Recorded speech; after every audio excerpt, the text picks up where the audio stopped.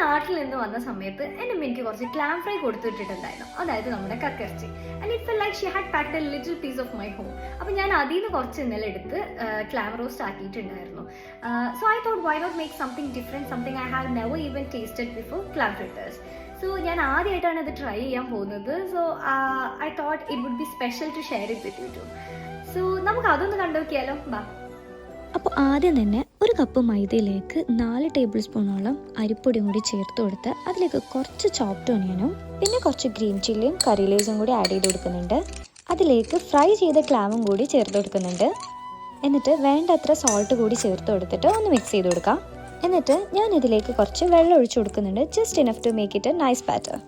ഇവിടെ നിങ്ങൾക്ക് നോർമൽ വാട്ടറിന് പകരം ക്ലാം വാട്ടർ യൂസ് ചെയ്യാം കേട്ടോ.